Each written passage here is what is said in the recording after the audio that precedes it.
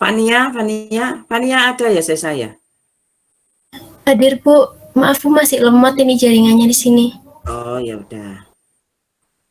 Fania Ibrahim Gede Suryawan, Diki,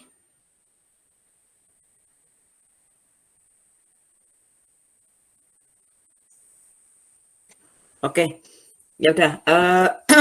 Hari ini Bu akan coba jelaskan yang terkait dengan aset tetap satu. Tapi kayaknya kalau ini saya lihat itu materinya ya agak sedikit ada berat sedikit lah. Itu yang ini kayaknya kalau satu kali pertemuan saya sih enggak ada masalah, tapi ke kalian itu yang jadi masalah. Karena percuma nanti kalau misalnya materi itu tidak bisa masuk secara keseluruhan gitu ya. Jadi mungkin untuk aset tetap satu saya nanti akan jelaskan dalam 2 kali pertemuan gitu untuk aset tetap satu. Terus kemudian untuk tugasnya masih tetap, jadi kalian nanti masuk ke aset tetap 2 bikin PPT-nya ya. Itu yang pertama. Terus kemudian nanti kenapa saya minta kalian untuk tetap mengerjakan tugas aset tetap 2? Nanti kalau saya sudah selesai gitu ya, sudah selesai menjelaskan aset tetap satu, maka kalian nanti pada waktu kita masuk ke aset tetap 2 itu kalian presentasi ya, presentasi per kelompok kayak seperti dulu kasus gitu ya, kasus terus kemudian kamu presentasikan apa namanya terkait dengan kasus itu gitu ya. Nah, untuk kasus itu gitu ya, nanti kalian presentasi setelah hari raya gitu ya, setelah hari raya. Saya nggak tahu sampai dengan sekarang belum ada jadwal libur itu kapan gitu ya untuk hari raya. Tapi kalau misalnya libur, toh kita kan juga daring, jadi nggak ada masalah yang berarti gitu. Nah, terus kalian nanti gitu ya, kalian mulai sekarang kalian nanti akan saya beri tugas gitu ya. Satu kelompok ada berapa orang ya Sesa? 2 sampai 3 orang Bu. Jadi yang 3 orang cuma satu kelompok ya? Itu Bu, kalau tidak salah itu ada satu kelompok itu 2 orang dan satu kelompok lagi itu 3 orang, tetapi satunya kakak tingkat Bu, dan itu kakaknya nggak gabung di Google Classroom begitu. Hah? Nggak pernah masuk ya kakaknya tingkat? Sepertinya tidak pernah Bu, sudah saya chat tapi belum pernah ikut kelas sepertinya. Oh ya wis jangan. Namanya siapa? Sebentar Bu, saya cek.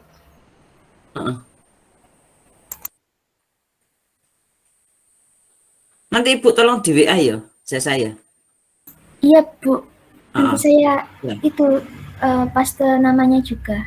Ya, terus kemudian yang kedua itu terkait gini, apa normalnya kelompok anggota kelompok kemarin berapa nak? 3 orang Bu. 3 orang ya? Iya. Anggota kelompoknya ya? Nggih. Oke. Berarti rata-rata 3 ya? Iya Bu. Rata-rata 3. Oke, jadi gini, kelompoknya biar tidak buat-buat lagi gitu ya. Atau mau dibuat lagi dah? Ribet ya, ke situ aja yang kemarin ya, kelompoknya ya. Halo?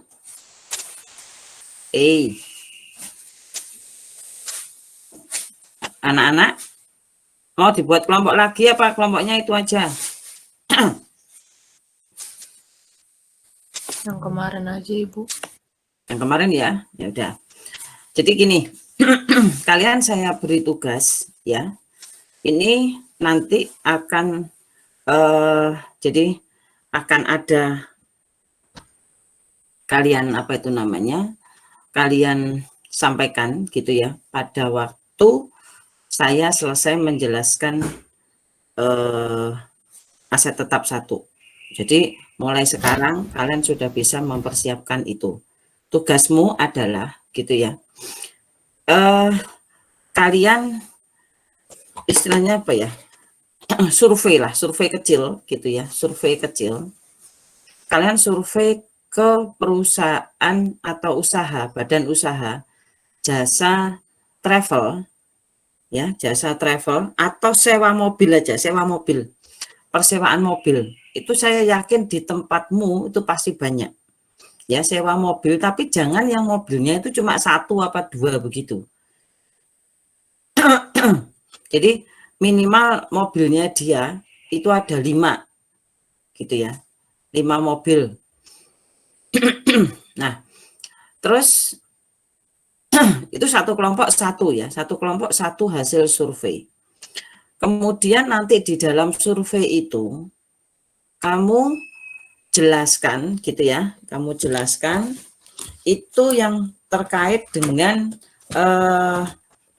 yang pertama adalah apa ya, istilahnya kayak ruang lingkup pekerjaannya itu apa, ruang lingkup usaha gitu ya. Bentar. Hilang deh. Bentar. Ruang lingkup usahanya apa gitu ya. Kalian jelasin di satunya ruang lingkup usaha gitu. Nah, terus kemudian yang ruang lingkup itu terkait dengan sejarahnya. Jadi sorry.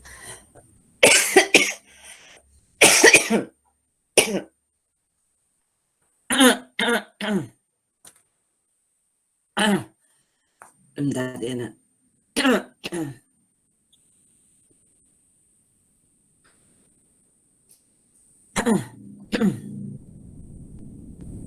Nanti saya coba saya list ya, saya list apa aja yang perlu harus kalian sampaikan di ruang lingkup itu.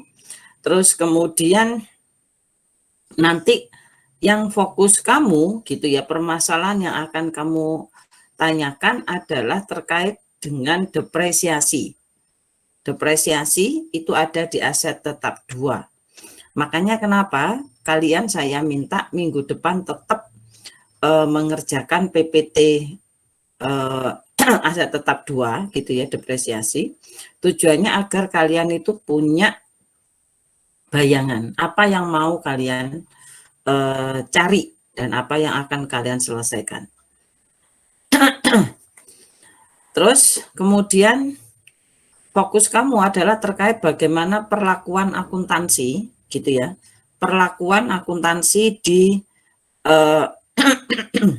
di travel itu ya. Makanya kenapa saya minta travelnya itu bukan travel yang kecil gitu ya, minimal sedang sampai besar gitu ya.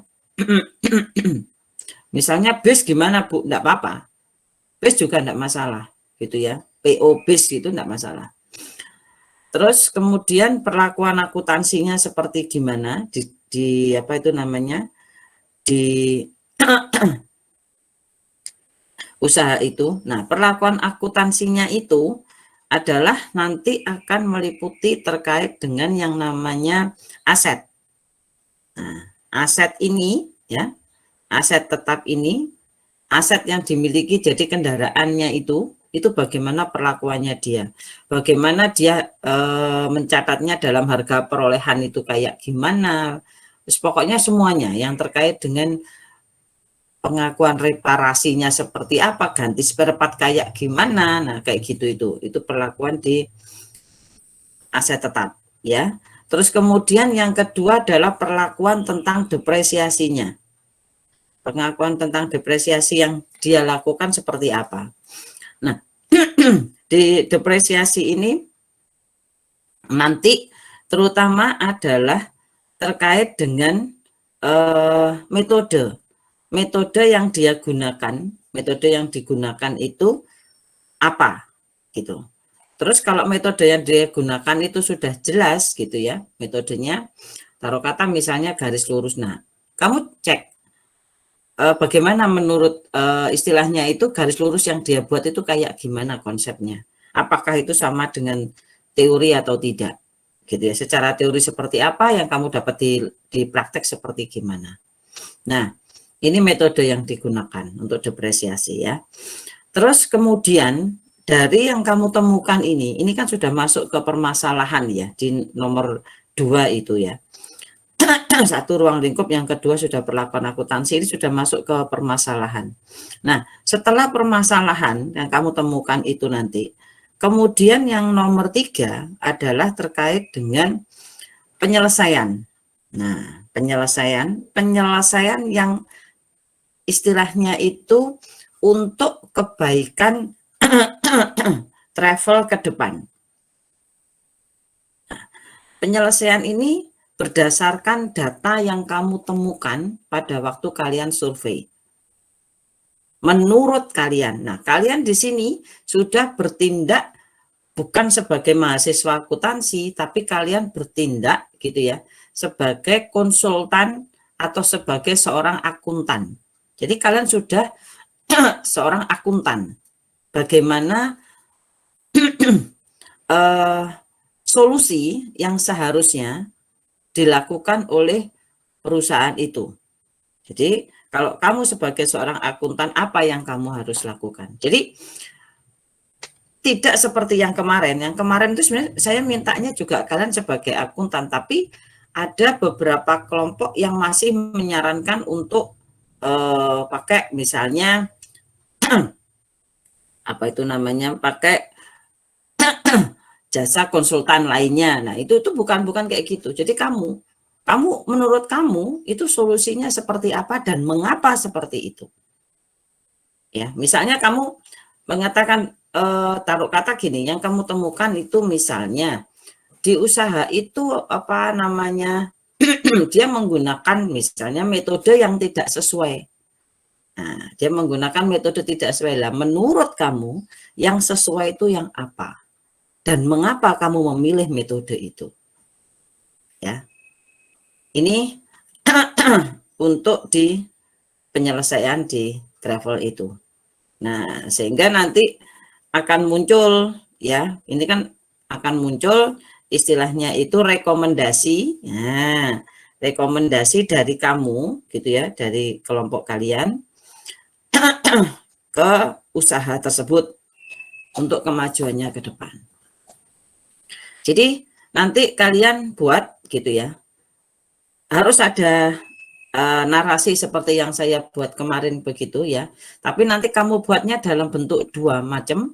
Yang pertama dibuat dalam bentuk Word, cerita gitu ya.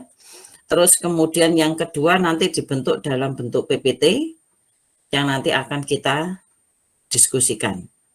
Nah, tugas ini nanti akan saya buka gitu ya setelah perkuliahan ini selesai gitu ya. Jadi kalian ada waktu untuk mendiskusikan dengan teman kamu gitu ya, dengan temanmu, dan mempersiapkan untuk menyiapkan terkait dengan materinya Word dan PPT, sehingga nanti setelah hari raya kita nanti akan bisa langsung melakukan ini diskusi ini gitu ya. Paham kalian? Paham, Bu. Oke. Ya udah, nanti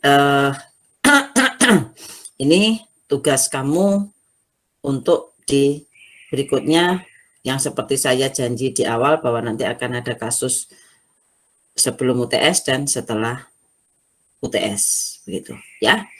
Oke. Itu terkait dengan tugas setelah hari raya nanti ya. Ya. Tarisa silakan.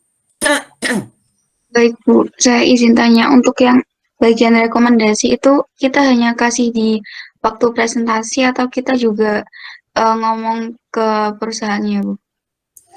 Itu apa itu namanya, terserah ya. Jadi gini, sebenarnya sih seharusnya lo ya, itu yang ngomong ke perusahaannya gitu. Jadi tapi ngomongnya itu nanti kita diskusikan dulu gitu loh ya, kita diskusikan dulu yang kamu temukan itu apa gitu. Tapi ya gitu, namanya perusahaan kan macam-macam gitu ya. Ada yang mau, ada yang tidak, kayak begitu. Nah, kalau yang mau ya enggak apa-apa gitu. Tapi kalau yang tidak mau ya jangan dipaksa gitu. Untuk memberikan rekomendasi itu. Yang penting pada waktu kalian diskusi itu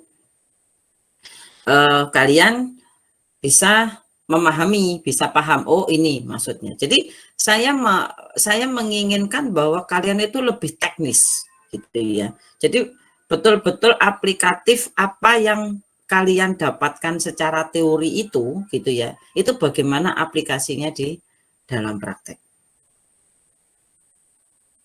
Begitu. Nanti banyak hal yang kamu temui. Saya sebenarnya mintanya cuma 2 orang sih. 2 orang aja, tapi kalau 2 orang tuh kayaknya kamu ya keberatan juga. Gak apa-apa wis, 3 orang. Baik Bu, terima kasih. Iya. Nah, nanti ini ada metode lagi ya. Jadi nanti kalian akan saya beri nanti, tapi enggak sekarang. Itu antar tim, ya, antar tim kalian pun nanti akan menilai anggota timmu gitu ya. Jadi antar tim misalnya ada 3 orang ya, A, B, C. A menilai B dan C, B menilai A dan C, begitu. Ya, menilai bagaimana prosesnya dalam apa itu namanya? Proses dalam diskusi itu atau dalam mengerjakan tugas itu. Nanti ada form tersendiri.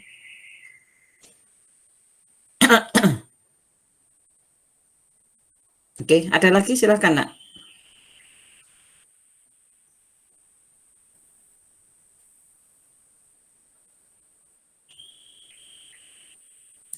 Jadi pilih usaha yang sedang gitu ya, sedang dan besar. Jangan milih yang kecil. Karena sedang itu sudah mulai agak kompleks masalahnya. Kamu enak nanti akan menganalisanya itu lebih enak.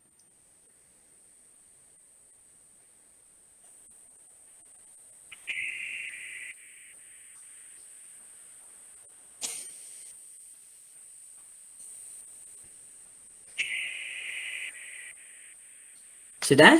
Oke, Ibu silakan jelasin ya. Bisa sebentar.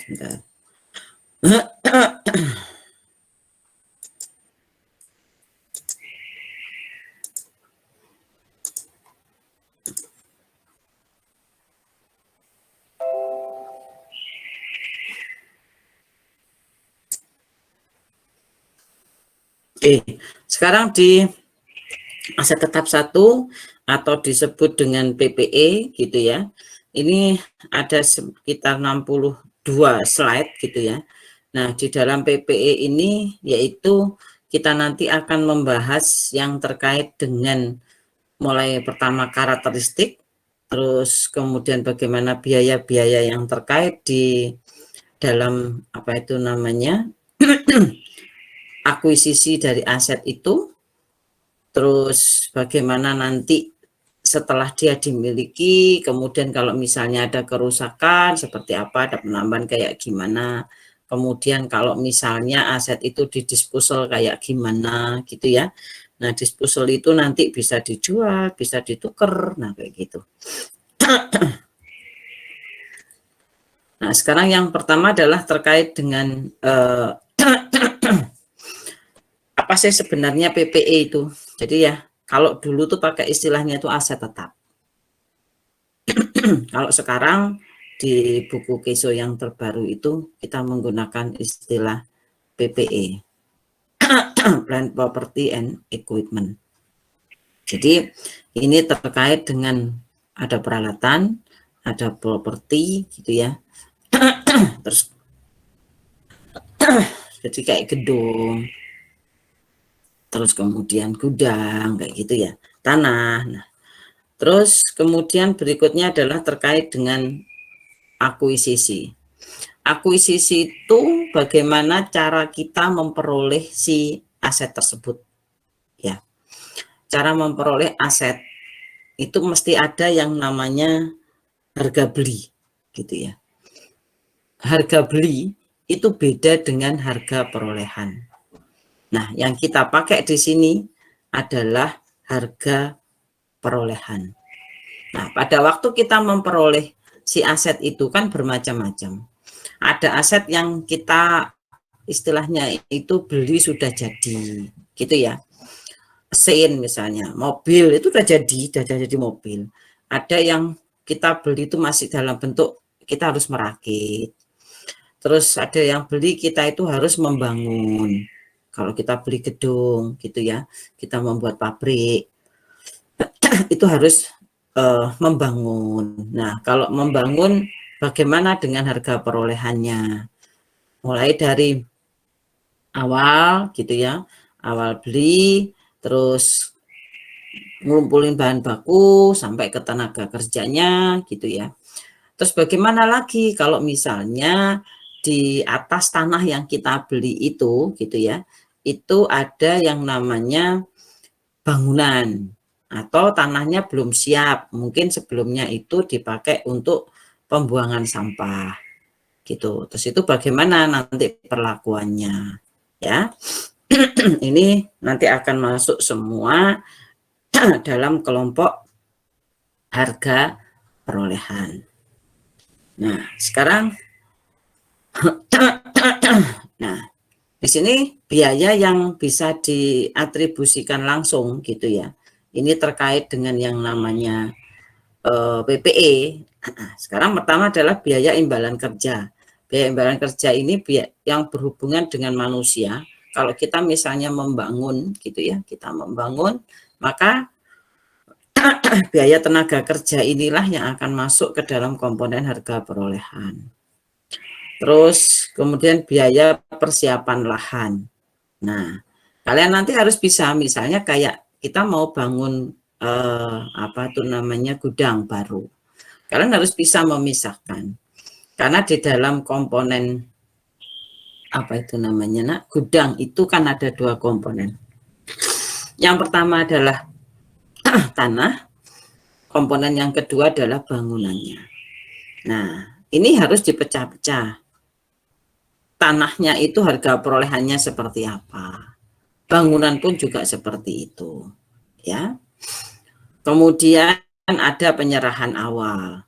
Terus biaya perakitan. Tadi yang saya bilang kalau misalnya kita beli mesin begitu ya, harus ada yang misalnya harus perlu kita rakit dulu. Terus kemudian ada biaya pengujian aset. Terus komisi profesional itu fee kayak misalnya kita beli ya. Kita beli sepeda motor atau kita beli mobil terus kemudian lewat perantara kayak gitu. Makelar, jasa makelar. Nah, itu pun juga masuk sebagai komisi ya. Ini semua biaya yang masuk ke dalam komponen harga perolehan. Nah, terus kemudian ini yang apa itu namanya? Yang tidak masuk gitu ya. Nah, gini aja deh.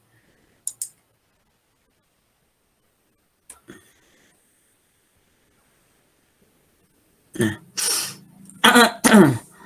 semua biaya ini, biaya pengenalan produk, pembukaan fasilitas baru, administrasi umum, kemudian penyelenggaraan bisnis di lokasi baru itu tidak masuk ke dalam komponen harga perolehan, ya, karena mereka tidak punya kaitan langsung, gitu ya, kaitan langsung dengan perolehan si barang tersebut.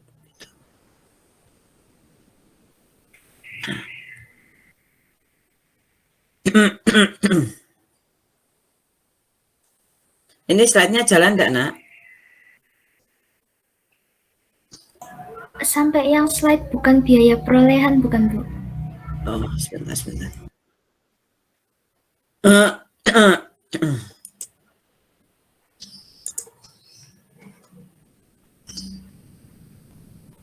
Kalau gini berubah. Udah Bu, di slide 9. Bisa di slide show. Ya, oke. Nah, sekarang ini kalau kita misalnya membeli ini mesin kopi gitu ya. Sekarang kan yang lagi ngetren kan apa itu namanya? Kafe-kafe. Nah, kita beli mesin kopi. Maka yang masuk ke dalam harga perolehan itu apa? Ya mulai dari mesin kopinya, hardware-nya gitu ya. Sampai ke sini termasuk dengan ini transportasinya. Ini akan masuk sebagai komponen harga perolehan gitu. Kemudian berikutnya perolehan tanah. Ini lebih rumit lagi. Kalau di perolehan tanah itu ada beberapa biaya yang harus kalian perhatikan di situ. Yang pertama ini adalah terkait dengan harga beli. Harga beli, jadi harga beli tanahnya itu berapa. Kalau biaya hipotek ini apa itu namanya? Biaya mendapatkan tanah, kemudian biaya perbaikan lahan, biaya penutupan gitu ya. Jadi gini kalau kita membeli tanah gitu ya, maka yang pasti kita ada itu ya, di situ ada namanya maklar, jasa maklar itu loh. Itu pasti ada, itu masuk gitu ke harga perolehan. Terus kemudian pada waktu kita beli tanah kan kita tidak hanya percaya dengan yang namanya sertifikat ya. Kita mesti akan melakukan pengukuran ulang gitu ya. Kita melakukan pengukuran ulang. Nah, pengukuran itu mesti melibatkan yang namanya itu bisa jadi perangkat desa atau BPN. Ya, Badan Pertanahan itu. Nah, di situ ada biaya pasti. Nah, biayanya itu juga akan masuk ke dalam komponen harga perolehan. Belum lagi kalau misalnya kita beli tanahnya itu dari petok D. Petok D itu tanah yang suratnya itu dipegang oleh desa ya. Kemudian kita rubah menjadi sertifikat hak milik. Nah, merubahnya itu bareng pada waktu kita membeli tanah itu. Maka itu pun juga akan masuk sebagai komponen harga perolehan gitu. Terus kemudian kita membeli tanah, kemudian di tanah itu tanahnya masih sawah misalnya. Tanahnya masih sawah. Kemudian kita akan bangun di sana. Bangun gudang taruh kata begitu. Maka tanah yang masih sawah itu kan harus dikeringkan dulu. Nah, biaya untuk pengeringan itu sampai tanahnya siap dipakai, nah itu masuk sebagai harga perolehan. Jadi sebenarnya harga perolehan itu apa? Yaitu harga beli ditambah biaya-biaya lain ya sampai aset tersebut siap untuk digunakan. Sampai betul-betul siap. Itu yang disebut dengan harga perolehan. Ya. Terus kemudian berikutnya, nah ini yang tadi saya sampaikan ke kalian gitu ya. Misalnya kita membeli, nah di situ ada yang kita beli itu apa ini rumah sakit ya. Kita membongkar bangunan rumah sakit untuk dijadikan apartemen. Berarti kalian harus biaya membongkar. Nah, biaya membongkar itu pun juga masuk ke harga perolehan. Terus bagaimana Bu, dari hasil bongkaran itu ternyata masih laku dijual misalnya, entah berapapun lah rupiahnya. Nah itu nanti itu akan mengurangi harga perolehan dari hasil penjualan bongkaran itu. Gitu. Terus berikutnya adalah terkait dengan ini. Kalau kita bicara tanah gitu ya.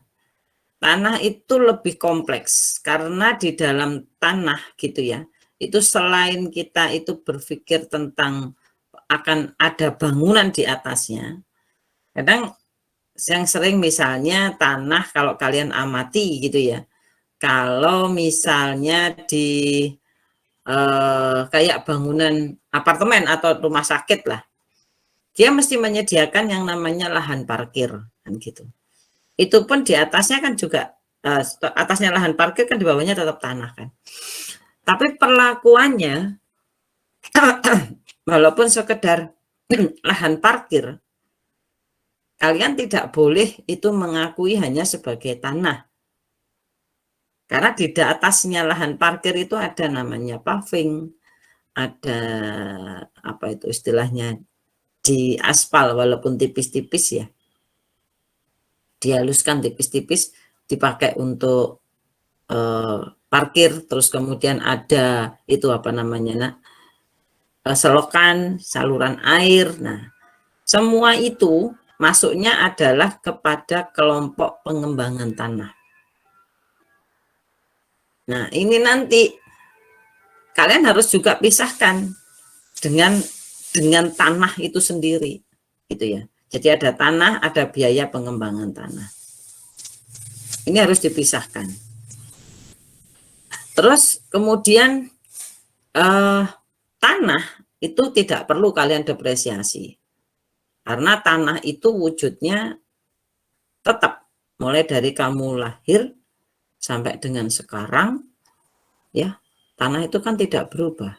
Wujudnya ya seperti itu. Jadi umur ekonomisnya dia tidak terbatas. Kan tidak akan berubah jadi undi-undi toh.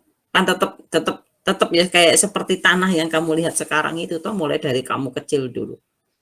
Itu menunjukkan bahwa umur ekonomisnya dia tidak terbatas. Maka dari itu tanah itu tidak perlu dilakukan depresiasi. Ya. Kemudian di sini yang bukan, nah ini bukan masuk biaya perolehan, tapi dia masuknya sebagai biaya pengembangan tanah, bikin trotoar, gitu. Seperti kalau kalian sudah di Malang, kalian contoh kata misalnya di Jalan Ijen, ya, di Jalan Ijen atau di Jalan ini ya, Veteran. Nah, itu kan ada kanan kiri jalan itu sudah ada trotoar, kemudian ada kursi-kursi, nah kayak begitu. Ya, kalau kursinya itu masuknya adalah di peralatan, ya di PPE equipment. Tapi kalau pavingnya, terus kemudian yang apa ya istilahnya ya, tempat-tempat duduk itu yang mungkin bukan dari kursi, nah kayak gitu, itu adalah pengembangan tanah. Ya.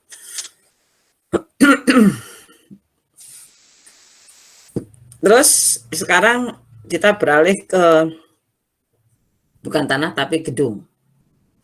Nah, sekarang kalau kita membeli gedung gimana? Nah, kalau kita membeli gedung gitu ya. Misalnya sekarang saya tanya ke kalian. Misalnya contoh kata ibu membeli gudang. Ya, ibu membeli gudang senilai misalnya 500 juta tunai. Gitu ya. Berarti jurnal yang saya buat gimana?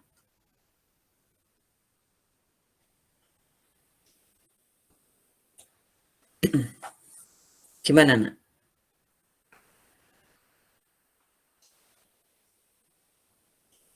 Halo?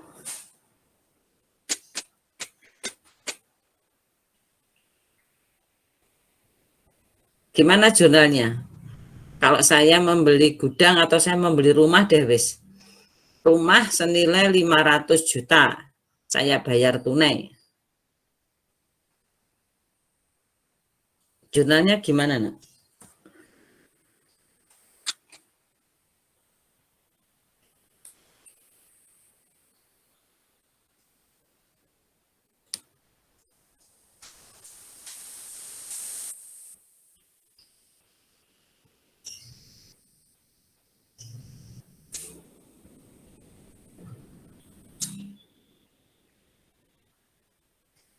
Loh, kok diem? Ayo. Ya, Aprilia gimana, Nak? Aset tetap gedung pada kas, begitu Bu. Aset tetap gedung ada kas. Oke. Ada lagi?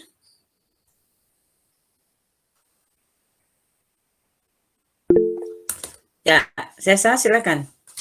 Saya sama Bu, gedung pada kas karena tunai. Ya, gedung pada kas, gitu ya. Nah,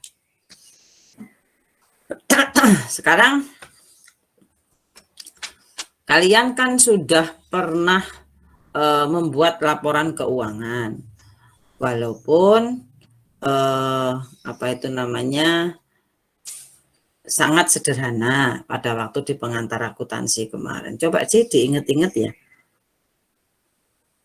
Waktu di pengantar akuntansi kemarin ada nggak akun yang namanya gedung begitu? Atau rumah begitu? Nggak ada, Bu. Nggak ada. Yang ada apa, Nak? Masih tanah Bu, dan aset tetap mungkin. Kenapa?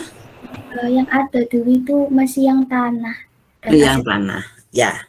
Nah, sekarang tadi kan saya sudah sampaikan di awal, sayangku, bahwa kalau kita beli rumah atau kita beli gudang begitu ya, itu di dalamnya itu ada dua komponen. Tadi di awal saya sudah sampaikan. Apa komponennya? Yang pertama adalah tanahnya, dan yang kedua adalah bangunannya. Nah, kedua sifat ini, kedua barang ini mempunyai sifat yang berbeda.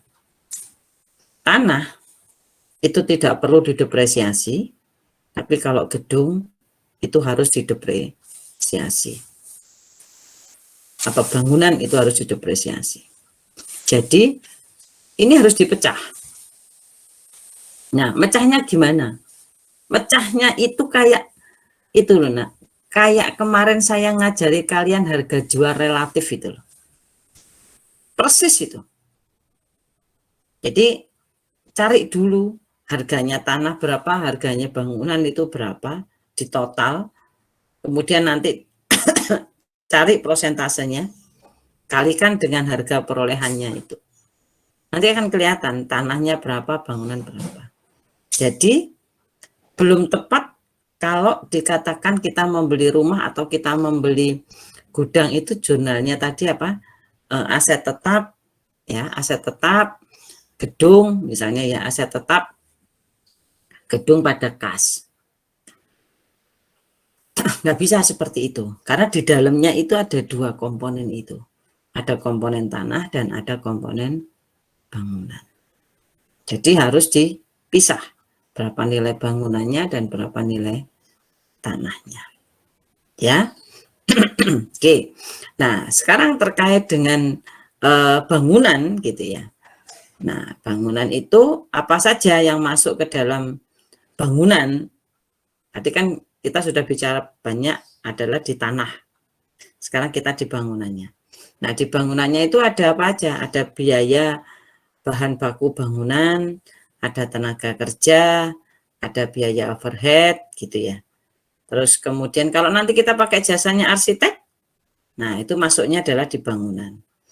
Kemudian IMB, izin mendirikan bangunan, masuknya juga di bangunan sebagai komponen harga perolehan. Itu. Terus berikutnya adalah terkait dengan peralatan.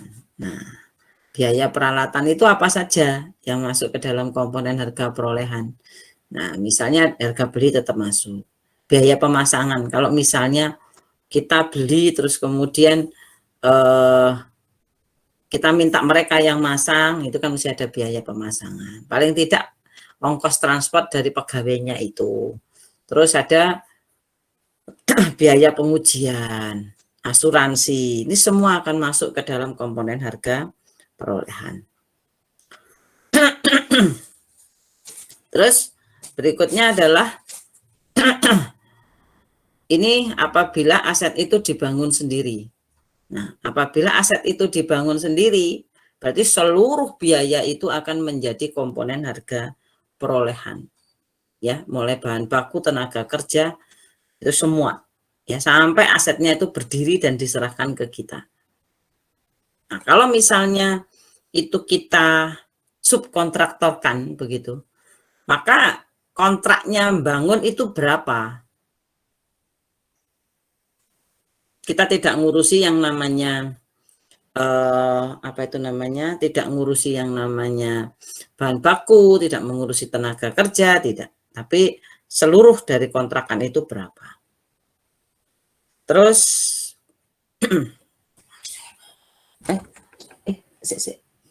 sebentar ya, sebentar.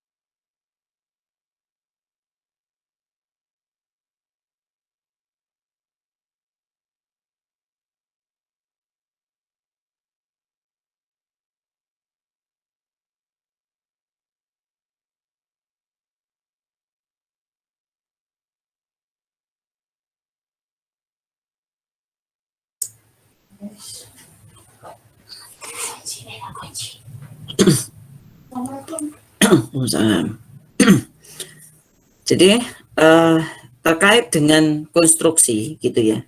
Ini yang menjadi problem itu begini, nak.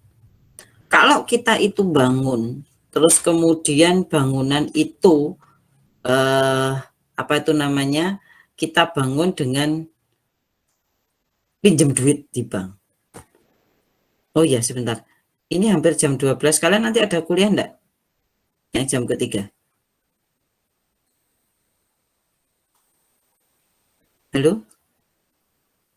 Hei. Saya nggak ada, Bu. Saya tidak ada, Bu. Nggak ada. Nggak, maksud saya kalau misalnya molor-molor sedikit gitu, apa-apa ya. Sedikit aja, karena Ibu juga ada jam ketiga itu ada. Gitu. Karena ini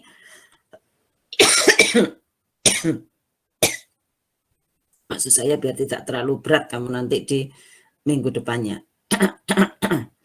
Jadi pada waktu kita bangun bangun itu kita pinjam duit ke bank.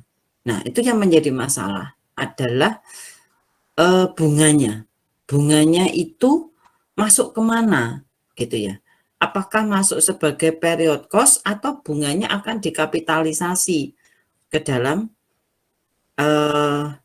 aset tersebut. Dekapitalisasi itu apa? Nah, kapitalisasi itu masuk ke dalam komponen harga perolehan. Itu namanya dekapitalisasi. Nah, itu bagaimana gitu ya perlakuannya? Karena perbedaan antara perlakuan sebelum kita melakukan IFRS, kita menggunakan standar IFRS dan setelahnya. Oke, kita cek dulu ya. Dah, mau nggak bisa lagi. Bentar deh.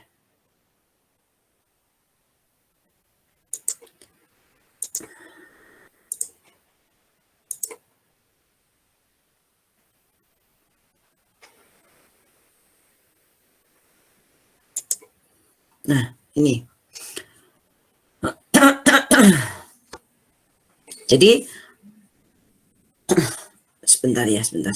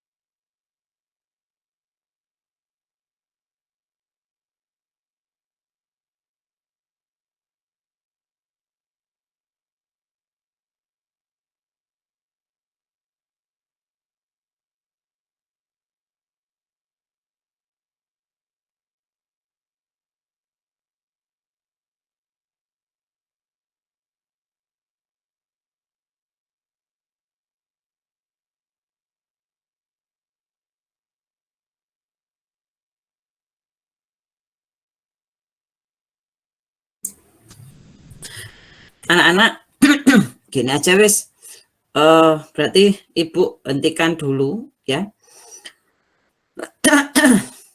sampai slide ini, kemudian nanti insya Allah Ibu lanjutkan di minggu depan ya, minggu depan, tapi kalian tetap bikin tugas yang